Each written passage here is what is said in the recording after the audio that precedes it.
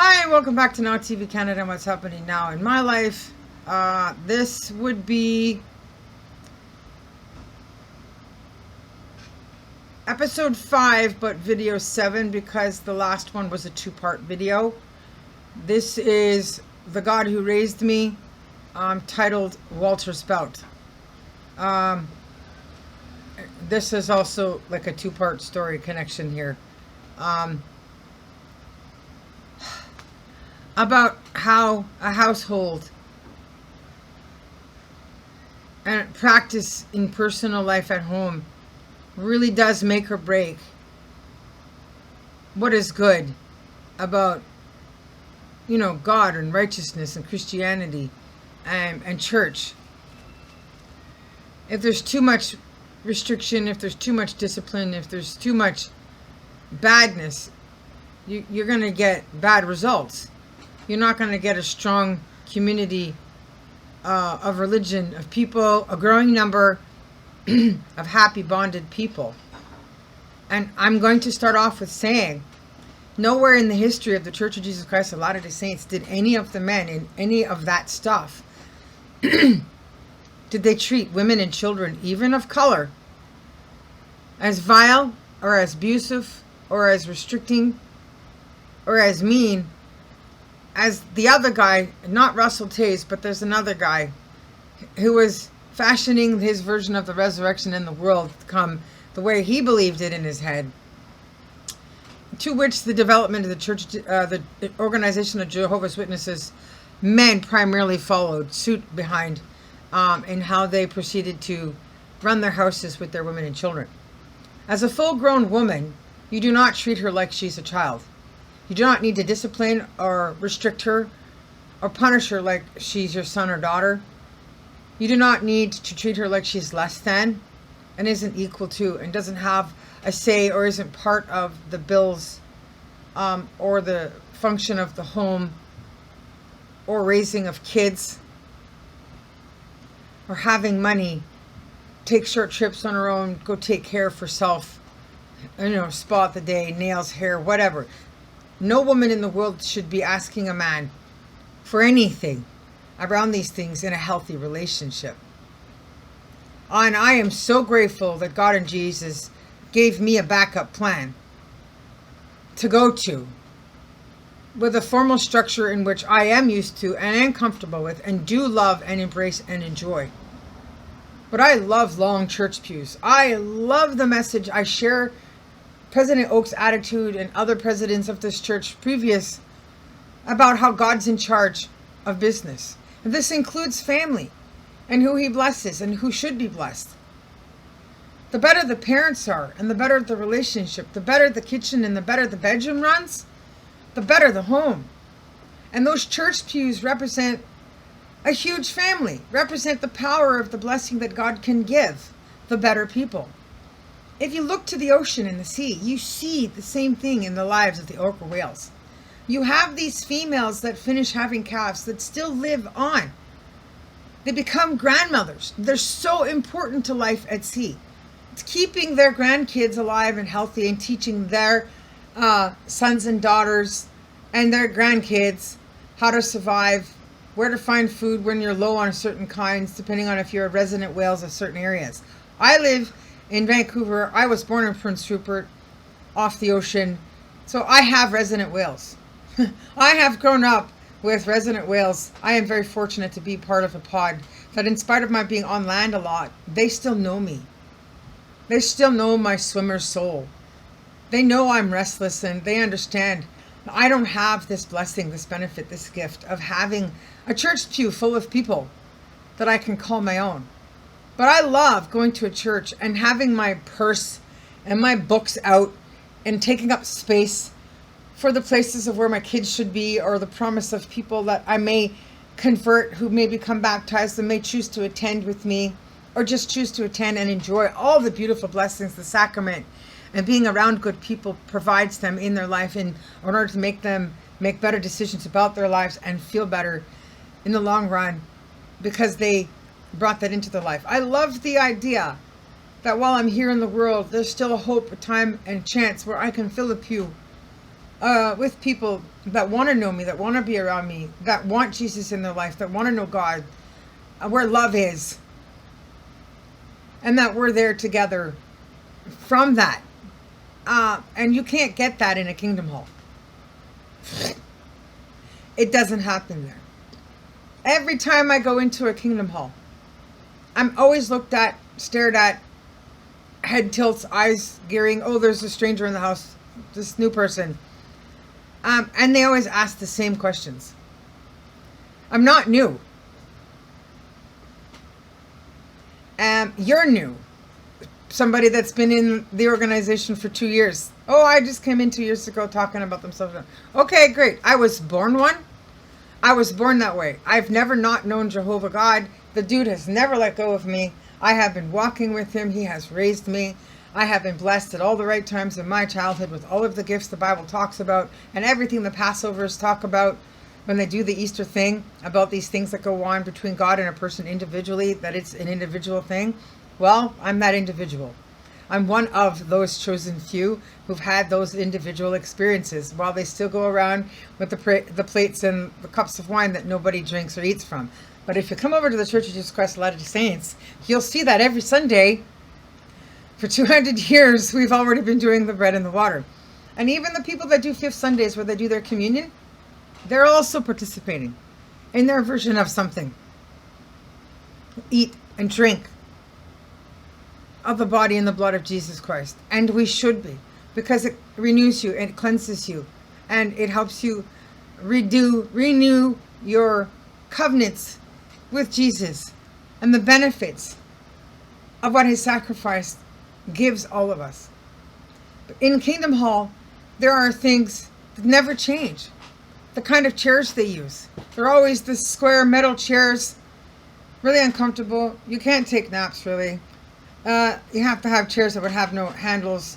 They're a certain length, certain size. The aisles are a certain size. The way they conduct the meetings are identical. It's always the same. The studies, the formula, the format, it's always the same. When I was little, in the beginning, the assemblies were wonderful. There was front row seating for people that were handicapped in wheelchairs, and they had interpreters for sign language. We had live drama, kids that were picked from different congregations, people in general, to do plays on the stage. I think at one point there was even some live orchestrated music.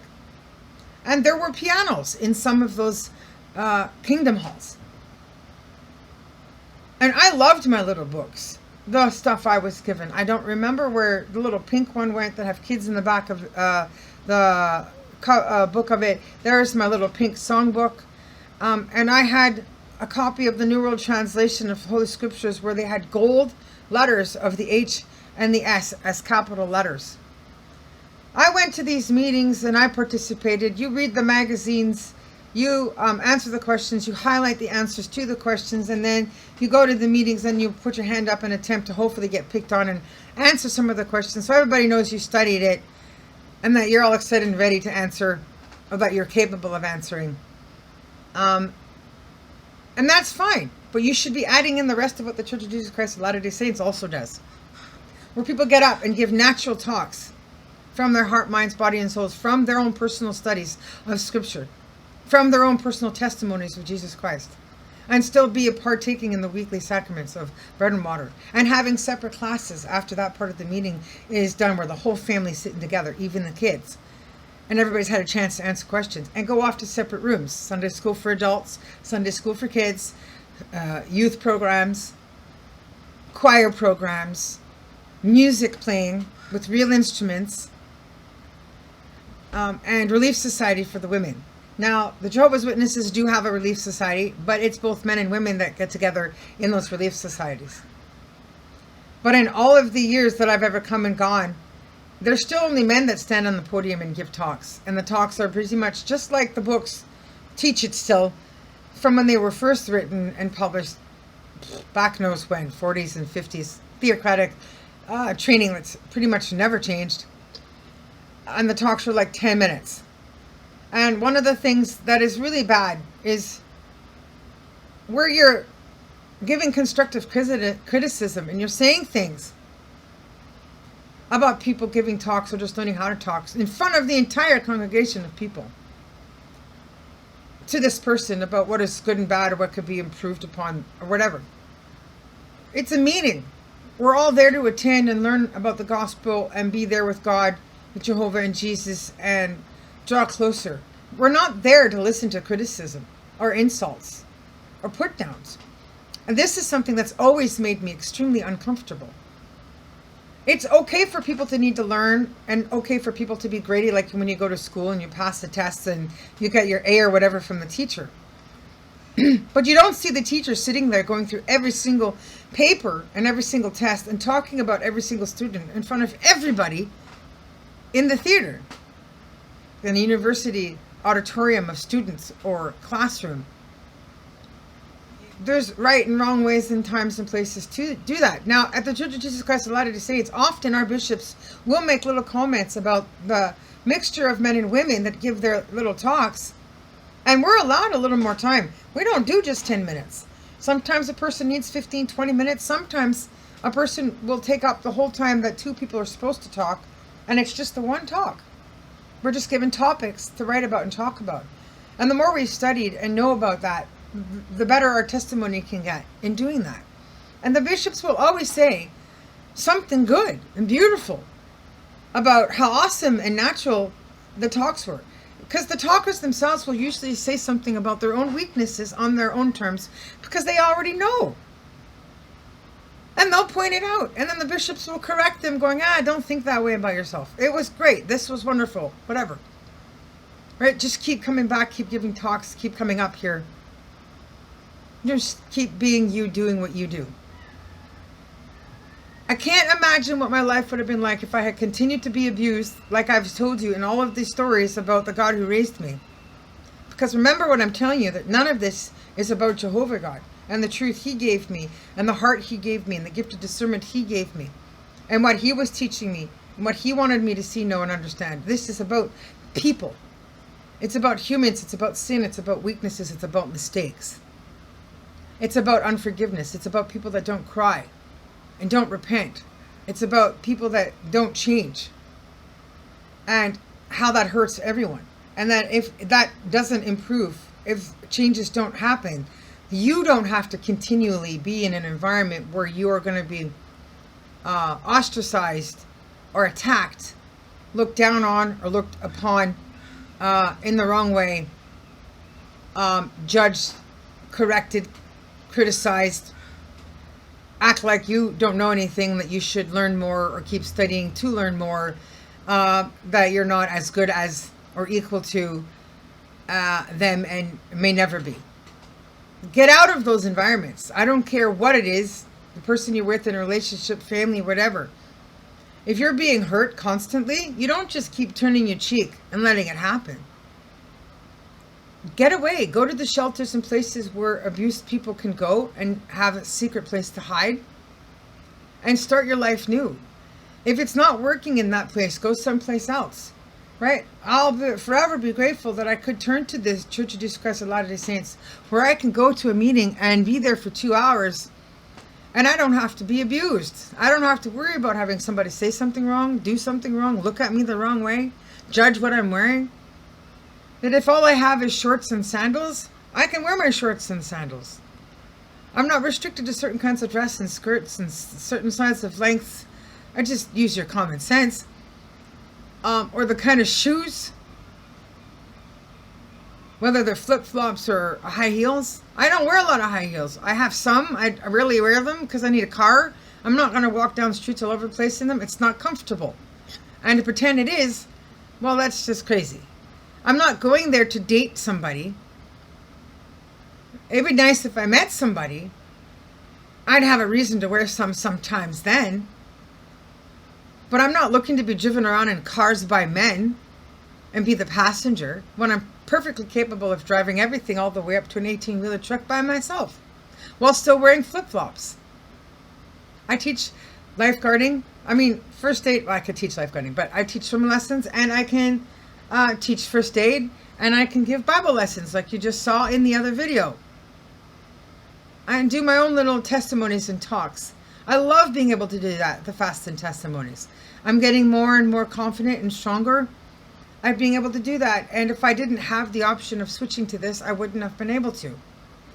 So in this story of Walter's belt, I want to say it's not all bad, right? Because God taught me what I needed to know. He gave me a base. Teach a child when it's young what it needs to know, and they'll stay with that. And God did that. It worked. But it is not another elder's place, another man's place, to decide whether a child is good or bad and to what extent, and go out of their way to purposely get them cornered into a situation where they can punish them or discipline them or be mean to them and get away with it. And to have other people in that organization try to say or make out like they don't do stuff like that. Oh, it doesn't happen. Yes, it does. Every Tuesday, Thursday, and Sunday that you go. Every set of Bible studies you have with the magazines or the books that have never changed, information that's never upgraded, the people that have never separated from the other guy, not Russell Tace, whose formula and formats and thoughts of a man and husband and household has infiltrated this entire organization, has never changed. Well, that's abuse. And it needs to change. You need to study psychology, take counseling, learn more about the cycles, how to stop it. Women have every right to be ministers. Women have every right to become doctors and go to university. As members of the Organization of Jehovah's Witnesses, we have every right to go to colleges and universities that are non-denominational and related to other Christian orders. There's no reason why you can't go to BYU University and learn to talk to and associate with and enjoy the benefits of what righteous Latter-day Saint members have to offer. To have your children grow up in safe environments where they don't end up on the streets having multicultural children out of wedlock and end up on drugs, which does happen with Jehovah's Witnesses, but it's never talked about. Or worse, having people leave the organization and go practice the Trinity and believe that this whole thing was completely a mistake and made up and none of it's true, and become so fallen away that they no longer have any idea of who their families are, where they started from, or who their God is or was, or Jesus. And you don't even know them anymore yourself. There are benefits to using the Christian school environments to protect yourself. I lost a child who left a Catholic private school who was doing great in that environment for going to one public high school. She was a child that said, I want to walk on water with Jesus. Had a heart of fire, gold. God gave me this perfect baby who was made to be perfect for me. I wasn't there, I was not around, and she was taken out of the grade 9 Catholic private school and put in one high school. And within a few years, the outside influences of that environment ruined her body, changed her outcome, direction in life, and everything she was doing. Now, lucky for me, I've prayed and prayed and prayed for years that the mind of that child is still mine, and the heart condition of the kid walking on water with Jesus still there, and it's a shared job, that she would go back to school and finish her university. And praise be to the Lord, she is in university, and her grades are really good. She's competing with me. I'm nearing that 4.0, and this September she's going to be an English major at the university she's in. So at the end of the day, there will be a compromise. She will graduate, and it will be a good education she got, similar to me. So even if we're not on the same page, we're developing definitely in the same direction. So I'm grateful that prayer has been answered. But nothing will ever change what happened to me as a little kid, growing up in the Organization of Jehovah's Witnesses, as a single kid in a single parent dwelling where they treated people different, especially if you're a single parent that's not working full-time, taking care of your kid and living at a higher standard. If you don't have a car or mortgage, or if you don't have the ability to work part-time or casual around the household with the husband and the kids and all that stuff that goes on in those kind of lives, then you're not treated the same. You're not treated well. They look at you in a way like, oh, what's wrong with you? What's your problem? How come you can't manage? Why aren't you doing it like the rest of us? Then they might try to help a little bit because they're thinking about the child. But honestly, they're not. They're looking at the freedom the child has and not having a two-parent household, not having a father to discipline them. And there's this one elder that tried to be a little bit restrictive and dominating, father figure-ish like to my mom, and it did a number on her head, and I wouldn't have any of it, none of it. And I knew who God was. I knew who Jehovah was. And I looked up at him when he was trying to correct me in the Kingdom Hall around all of these people. And I didn't have any partial feelings towards him or his family in that way whatsoever. It was my mom that had this thing with them. And I look up at him and I'm like, with my hands on my hands, you are not my dad. You're not my father. And I guess spiritually I was referring to Jehovah. You are not God Almighty. You do not take my father's house, or his place in my house, my temple, my heart, away from him. And then it gets worse.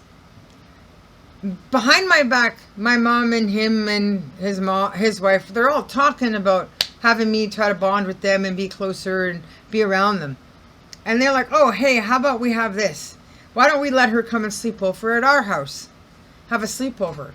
And of course, little kids love sleepovers, and you're supposed to be in a safe environment when you're with people that are, by and surrounded with Jehovah's Spirit. I have learned the hard way, sleepovers are not good. Don't have them, don't do them, unless you're the one hosting them. It's just not going to work. Even if you're going to other members of the same religion's home when you're not with kids your own age. So I ended up going to this sleepover in this elder's house with his wife and his 2 older kids, and they were much, much older, like almost ready to leave home. And they made me sleep on the floor in their beautiful white house, where they had a beautiful white couch in the living room and a beautiful white fluffy carpet and this obscenely beautiful canopy bed. Huge. In this huge bedroom that I could not sleep on. But they took me into it and let me see it, look at it. Because behind my back, my mom had talked with them about bedwetting problems that run in the family. There are solutions for this. I'm not going to go down all the little lists of things, but if you're worried about it, you can definitely make up for that. You don't have to have big expensive sheets on the bed. You can put down little plastics. You can also make the 7-year-old wear special protection. Like, there were ways to make sure that I could enjoy sleeping in this beautiful princess bed when I was 7. It was so disheartening. And again, like the broken leg, it was one of the hardest nights of my life because I can't leave their home. I can't run away. I can't run out on the streets. There's nowhere to go. I'm like 7 years old. I'm still just a child. But I'm boxed in, trapped. I did fall asleep at some point, and I did get up, and I did get through the next day. And to say the trials of Job was never upon me, and that I cannot relate to Joseph Smith, well, I'm sorry. I'm so glad God put Joseph into this world, because I do know his pain and suffering. I do know what it means to be singled out and ostracized and be that child praying to this God on what's happening and what to do. I can relate to Job's story and the suffering, curse God and die, his own friends jeering at him, why I don't have that in my own personal life. Because I was so set apart and separate, because I had this identifiable relationship, because I had this gift of discernment and this heart that never quit. So I got through this night. I got off the floor. I retained my dignity. I'm still there in their home, wandering around. I'm noting the fact that they have coffee machine in their house, and I wasn't raised with coffee. My grandma did like have tea, but never have any coffee machines. Like, I only got salt, mashed potatoes, and I like to put it on my whole kernel corn and sweet corn. Very few times and places, my potato and egg salad, but otherwise you didn't get it, right? Except for when she was cooking and you needed it in the food you're making. And she had a coffee maker in her home, like a big one, fancy. Back then, the coffee maker she had, the big ones, that would have been expensive. Some black people in America In that time in the world, would know what I'm talking about. You know, back when they had to make the coffee themselves for mom and dad first thing in the morning so there's peace in the house. They have a good day. Mom and dad get their coffee and they got up and they learn how to make it because they're so excited they learn how to make it. They have coffee to give now. I didn't have to do it, but the point is, I looked at her fancy, expensive coffee machine and my eyes and my brain were like, wow, that's a coffee machine. Like a filtered one. It's big. And I was raised like a Mormon. I was raised like a Church of Jesus Christ Latter-day Saints member. There was a part of Joseph Smith already in me. My family and the kosher lifestyle, cleanliness, where I'm like, why is there coffee in this Jehovah's Witness house? Why do they have this big, expensive, fancy coffee maker? And my brain made note of that. Oh, we're not supposed to have coffee. We're not supposed to have that size of coffee maker, maybe a little one. I'm not saying that caffeine doesn't have its purpose, chocolate, pop, and stuff. I've done articles and research. It does. Everything in moderation. But at that little of an age, children should not be having access to it. They go, anyways, after I discovered the kitchen and the coffee machine and making note of that, and of course I went many more years without ever drinking a sip of the stuff. I was in the basement wandering around and they had this arts and craft corner. And I guess he had just a little bit of carpentry skill. And they were building this birdhouse together. I don't know if it's father, son, and daughter, or if it's just father, son. And then from there to the adjacent right, they had this big, huge pool table in their basement. And the father and son are playing a game of pool. And I'm sitting there on the stool in front of the craft table where the birdhouse is. But I'm not being asked to pitch in or play. Are you interested? Would you like to play or whatever? They're just showing me who they are and how they live and what goes on in their home and what they do. So he did find a way to continue to have that conversation that was going on, that happened in the Kingdom Hall when I'm like, you're not my father. I said, you're not Jehovah God. You have no bearing over my life, its future, the discipline, what I'm going to learn, who I'm going to grow up to be. And he just, obviously wasn't there in that state of mind in his home to have me there with any intention to do what was good. Nonetheless, I got out of the situation. The visit came to an end. I didn't get much out of that. I didn't get to play or do anything. No fun. I don't even think there was any kind of Bible study or prayer or scripture reading from what can the Bible teach us or anything. I went home. And I told my mom, no, never again. I will never sleep in a member's house, an elder's house. I will never be put on the floor on a mattress in a beautiful home like that where people have all of this stuff given to them. As if to say that you will only get all of these things if you do it that way. And then there is no other way. Well, that's just not right. That's not true at all. That's just not how God loves people. That's not why Jesus died. Sick, sinners, weak, people who had jobs, like the tax collector. Can't think of his name right now at the top of my head, but he gave away. He helped others. He didn't just take. And he was a good person, Zachariah or whatever, and Zacchaeus. And then Jesus I'm going to come and eat at your home. And he was so happy to have him. Those are the people that all of the gospel is for and about. All these people in the downtown east side, people that live in those big, huge communities in the States that are homeless, that have each other as a family. That's who Joseph Smith represents. That's what his story is for. That's what his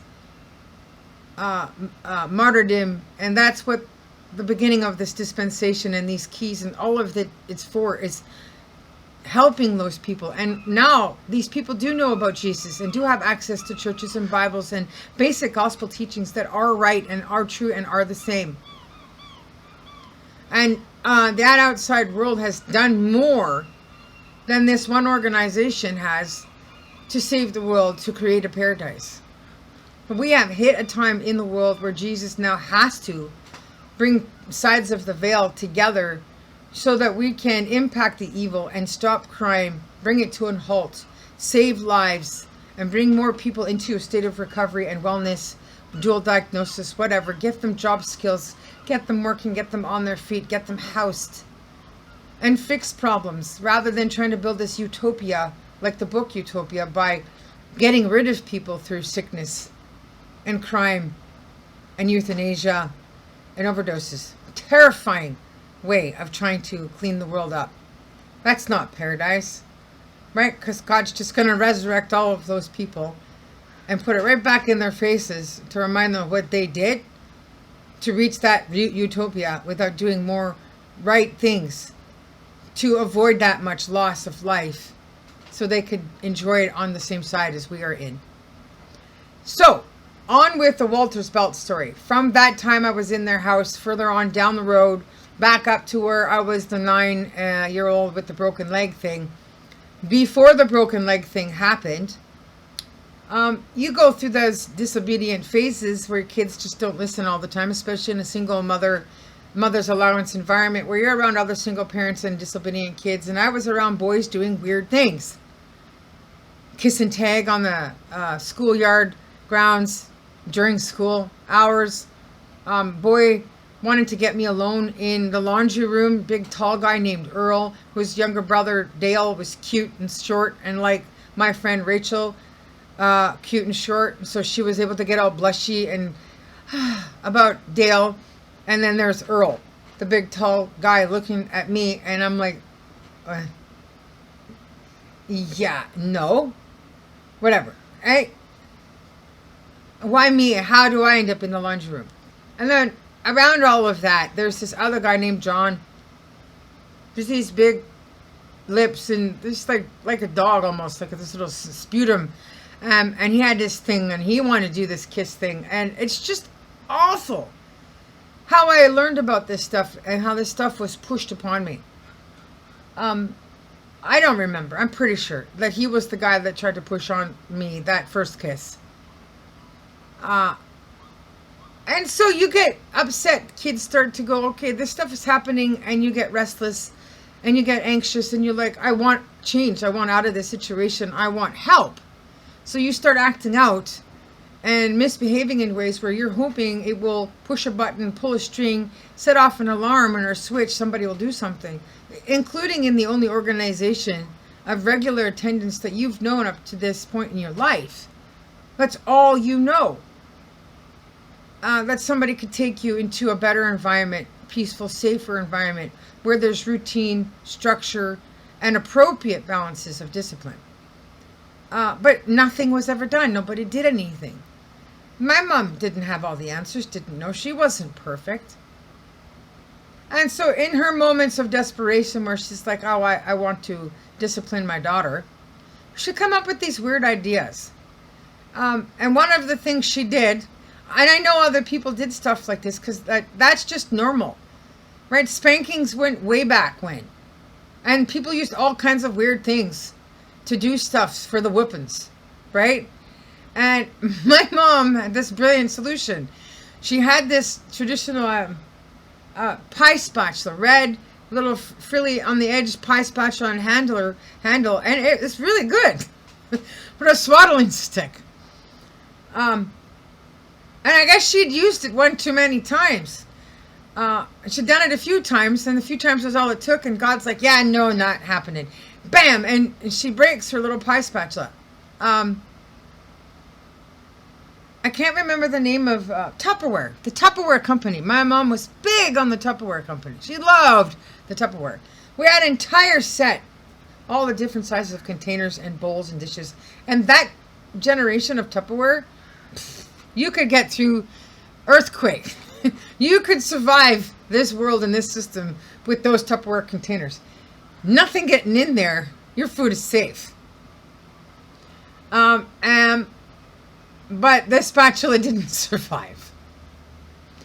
And so, of course, she's back to square one. Well, what do? I don't even remember what I did. I can't even think about what is it possible I could have been guilty of to need to be disciplined with the pie spatula. But I am so grateful. I thank my lucky stars. I wasn't born in the days where my mom went to school, where kids were sent to correctional schools, different kinds of disobedience schools for kids that behaved like her. She did get sent to one of those schools. She didn't listen.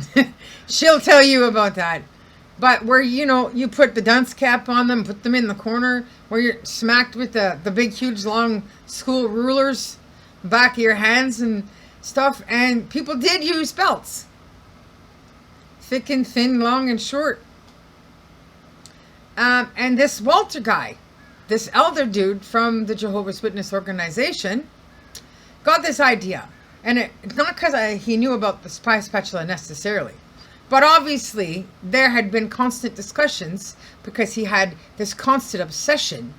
There was obviously a part of him that just wanted to be an enabler in some bad way to mark his place in my life, to stain this memory, this permanence. Right? He wanted to have some say, some power in reminding me that he is a man of certain stature, status, or whatever, and just not forget. And while he succeeded at that, I will give him that. Ace is up for that. So she tells him everything. She goes to them about everything because she'd like to be adopted in like that by some family in that family of organization somehow. There was even a brief period of time where she had come up with a reason to change her name to theirs. Now, obviously, I was nowhere near her page of thought and feeling about that family and that situation. What's left is to right. Yeah, nope. I'm going away from that. So eventually she did change it again. Anyway, he gives her one of his belts because he thinks it's a good idea. Here, you need this. You don't have a father or a husband. There's no man in the house to discipline her. Have one of my belts. Now, I don't think he probably never had to get physically violent and discipline his son or daughter with a belt, pie spatula, anything else. If there was any kind of whoopings, it would have been with the bare hand on the bottom or something. But those kids were raised in such a way where the routine was so tight that until you leave home, there was no way of rebelling or getting out of it. You just follow the order and just stay safe enough until you can get away from it and then spread your wings and breathe. And you could see that contention and that restriction. You see that silence in the relationship between all four of them, where they just keep their thoughts here in the secret place, and God and Jesus knows. So she goes and tells me where she gets the belt from. Right? Because we don't know, you want me to listen. We want you to be disciplined and listen to the discipline. So you have to know this elder, this Walter gave me the belt. He's give me this and said I should use this. I don't remember if she actually used the belt after, first and then told me after. But I just knew she was made in a way where she just had to tell me. She had to let me know. To get the point across, to drive it home. And I was so confused and mixed up because I'm 9 years old and I didn't get it. Like, it's a big, thick belt. Why am I being hit with a belt? Why do I need a belt? What's this for? What did I do? I mean, literally, if the child has absolutely no memory, if they're still so innocent and young, that they have no concept of what they've done wrong, what they're guilty of, what they've possibly done, then there is no value. There's absolutely no purpose in disciplining this child with the belt because they don't know what happened. Right? To do that, you at least need to reiterate, repeat, reapply, retell the story. You at least need to give them a constructive feedback. This is what happened. You did this. I said not to. This is what happened because of what you did. And this is what's going to be the outcome because of that. None of that happened.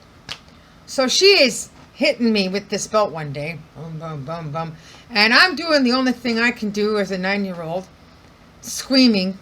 Squeamish.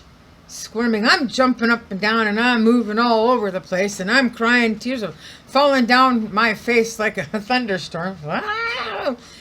I don't know what's going on. I don't understand why. And nobody likes to be hit when they're 9 years old with a belt.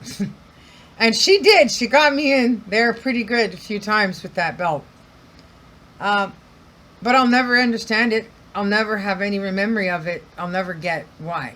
And believe you me, other than wearing belts with my pants, my uniforms at work, I think I only did the spanking on the bottom thing with my daughter during potty training when she was wearing diapers. When she had her bottom cushioned. When you're doing things wrong. Because I'm not against some spanking, but the pie spatula and the belt and the kid is screaming and jumping up and down and the tears are falling from the face. Stop! It's not going to do anything. You're just going to cause trauma. It's just going to make things worse. You're just going to push things further away. And so as an adult, you look at their time in the organization and you have to ask, with all of these things happening as I'm growing up, all these bad ways, and no one helping or saved me from it within that.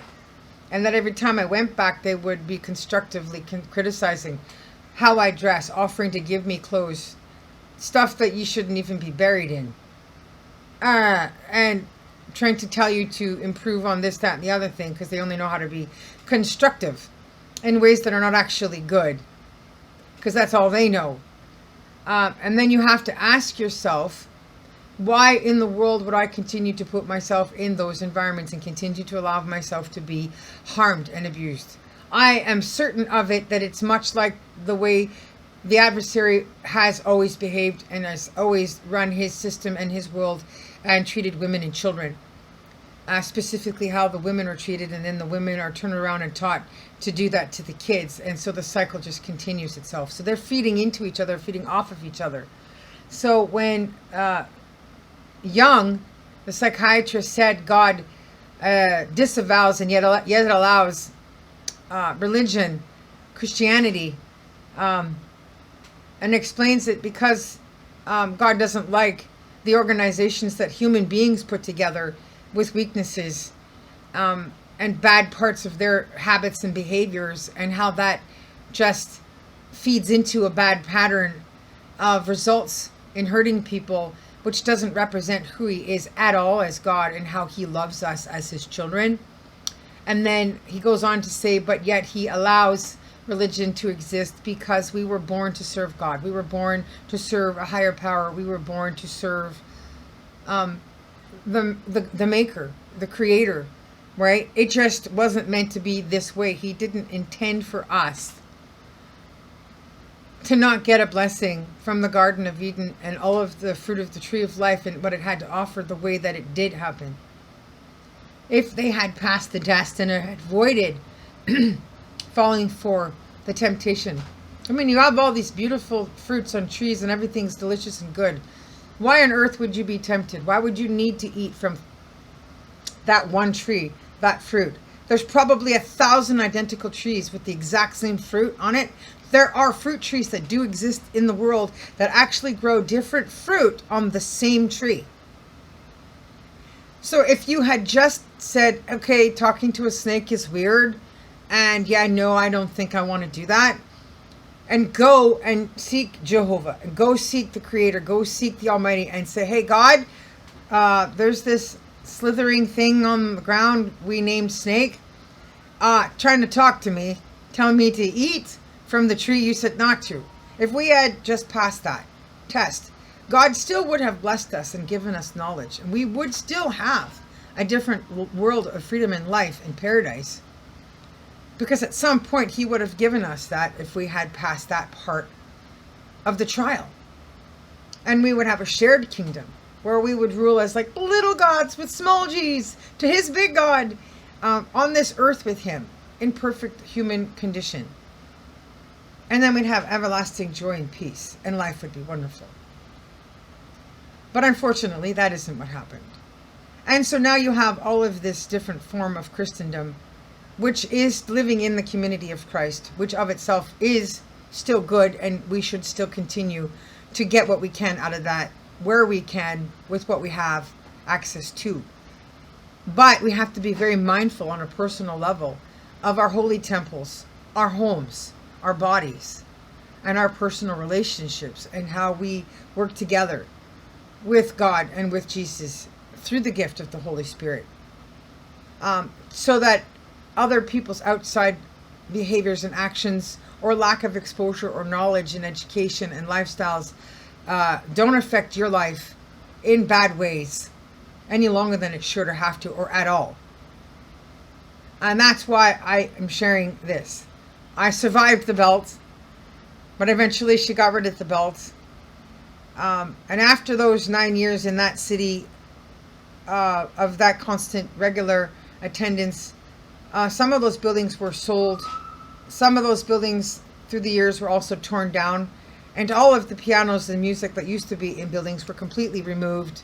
And then eventually they stopped doing live dramas and live orchestra. And at some point I even stopped seeing handicapped people attending. And the sign language interpreters also come to an end. And at that point I was done. Because everything that was great and good that I loved about my Almighty was no longer there to enjoy and benefit from. And so every time I go back through the years, it just always made me sad. My favorite memories, favorite buildings, favorite libraries of material that I couldn't keep copies of, which is probably why I'm obsessed with libraries, and I'm working on a bigger one of my own, because I can't have one perfect set of everything from the beginning to today, to add it with all the material that Joseph Smith done and the gold plates that were hidden for so long to create the Book of Mormon, to go with the one Bible that God made, and all of the testimony everybody knows about all of the books that Jesus could have written in the lifetime of time since he was on the earth, and where he went and people he saw and things he did and the stuff he's done from heaven since then, is mind-boggling to think about. And all we have is this quad and these keys of this dispensation of great men, which we're still waiting for Jesus to use to finalize what's coming in the earth after the resurrection, in the system to come after this one ends, which we see is rushing in and coming rapidly based on the loss of life, the number of people dying, and the changes in the world and our economy, cost of living, and so on. So that's my thing about the Walter belt thing. I don't use belts. Like, there's a right time and place as an adult for things like that, and most people would know what that is. Where your yes means yes and your no means no. And disciplining kids' structures at home, it's definitely an issue today. Because if you don't have some of that, you're going to end up with kids that are going to be forced to rebel and not understand why they're out there doing that, because they're not being given any of that. However, the Walter's belt thing, you don't need that. There are other ways. You can take cell phones, computer time, friend time, mall time, being alone time with people, or having the responsibility to be alone. There's just ways you can deal with it. Go take some quiet time in the room, read your Bible, here's some books. Oh, you can't listen to this music. There's just other ways to deal with it. So I'm glad I could share this story with you and what I've survived. I don't know what I'm going to talk about next, but I'll think on that. I do want to working on some of this food stuff that I've been making, and I have stuff I need to finish writing, putting together with new books that I've done. So I'm going to focus on that as I think about what I'll do for my next episode of The God Who Raised Me. But tomorrow I'm going to church, which is where all of you should be, enjoying a sacrament or communion if it's your fifth Sunday or whatever. So that's that. What can the Bible teach us? A lot. This is still a very good book to read. And looking up this Holy Bible of American Standard Version from 1901 is amazing.